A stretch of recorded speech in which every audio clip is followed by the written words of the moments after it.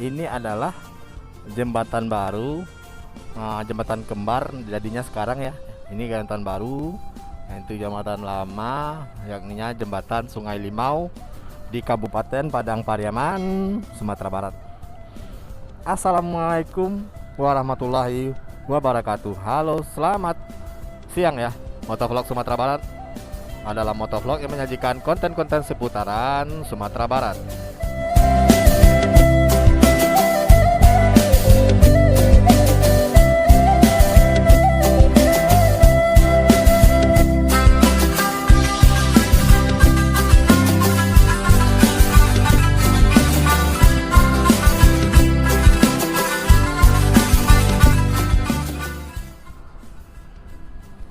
Nah, hari ini kita berjalan cukup jauh ya.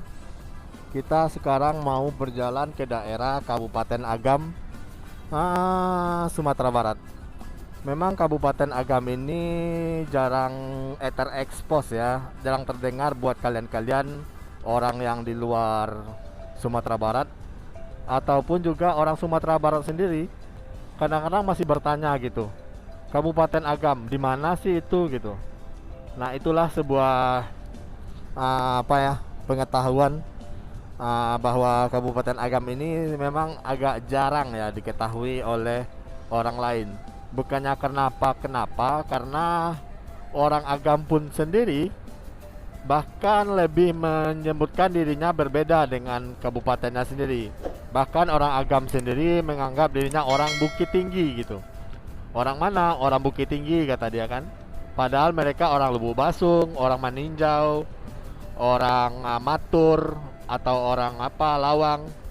Mereka lebih cenderung ngomong bahwa dia itu orang Bukit Tinggi. Karena memang Bukit Tinggi dahulunya adalah ibu kota dari Kabupaten Agam ini. Setelah pemekaran, Bukit Tinggi berdiri sendiri, dan akhirnya Lubuk Basung ditunjuk sebagai daerah ibu kota kabupaten. Nah, ini adalah di depan kita ini ya, di depan ini itu adalah sebuah perbatasan antara Kabupaten Padang Pariaman dengan Kabupaten Agam. Nah, itu ada tandanya itu, harimau atau kucing ya. Nah, itu adalah harimau ya, harimau Agam, atau lebih tepatnya lambang dari Kabupaten Agam sendiri adalah harimau. Dan satu-satunya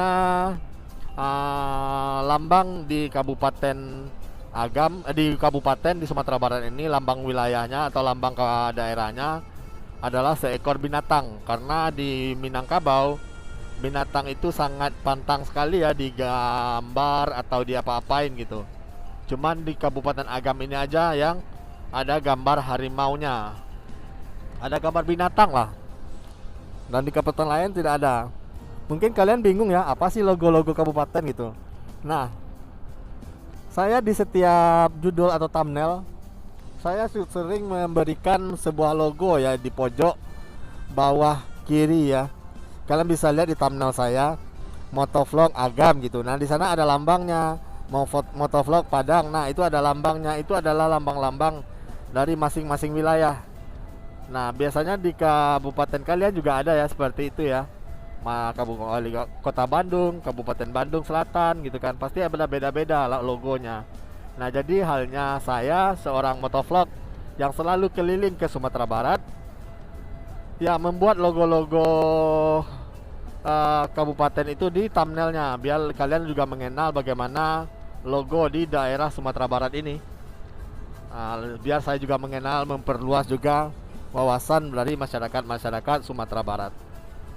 Nah, kembali lagi ke Kabupaten Agam ya. Kenapa sih Kabupaten Agam itu jarang dikenal orang gitu? Nah, yang pertama itu karena memang dahulunya daerah ini masih bergabung dengan Bukit Tinggi. Wah, ya. Ya, maaf ada batuk ya. Ya, karena visor saya buka ya. Asap kendaraan ini agak bau tadi. Ya, selanjut lagi ya.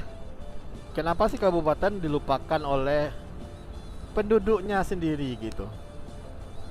Nah, karena ya yang pertama itu mereka sekarang lebih canggung membilang orangnya dia orang Bukit Tinggi, orang Agam gitu. Jadi orang Agam tidak tahu Agam itu apa gitu.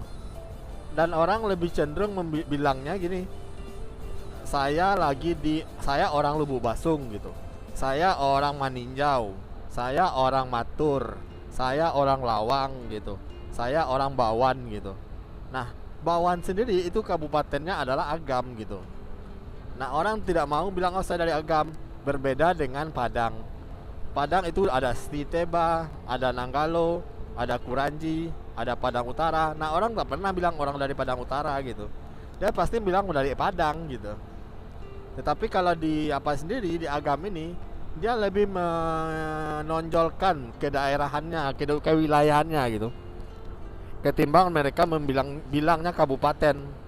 Karena orang Kabupaten Agam ini sangat terkenal, satu wilayah itu ada terkenal masing-masingnya gitu. Dan contoh misalnya si Junjung gitu kan. Nah, orang nggak pernah bilang dari Moro si Junjung lah, dari Padang si Busuk lah. Tapi mereka tetap membilang dari si Junjung. Alhasil si Junjung dikenal orang. Berbeda dengan Agam ini.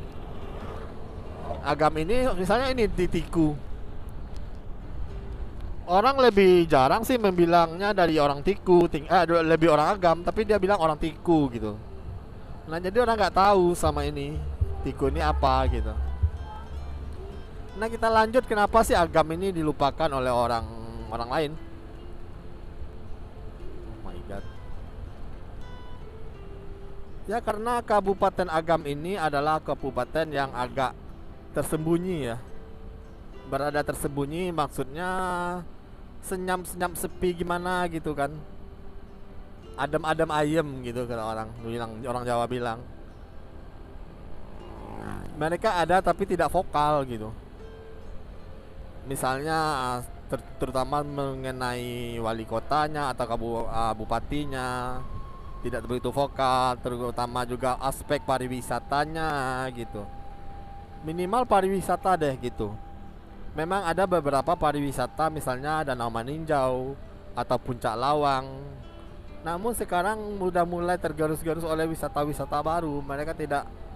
Mereka hanya terfokus di sana aja gitu, atau Maninjau atau Puncak Lawang, atau Maninjau atau Puncak Lawang. Sedangkan ini di Tiku ini di Tiku ini adalah sebuah tempat di mana pertama kalinya kapal VOC mendarat di Sumatera loh, ini di pesisir barat ini. Disinilah cikal bakal sejarahnya penjajahan di Indonesia. Penjajahan atau maksudnya penjajahan kamar dagang gitu. Di sana ada namanya Tanjung Mutiara. Hampir sama dengan Tanjung Harapan di sana di Afrika Selatan. Dan di sini terkenalnya sangat itu kopi, cengkeh, dan juga rempah-rempah yang lainnya. Yang menjadikan dahulunya di sini adalah sangat disukai oleh para penjajah, terutama itu penjajah Portugis.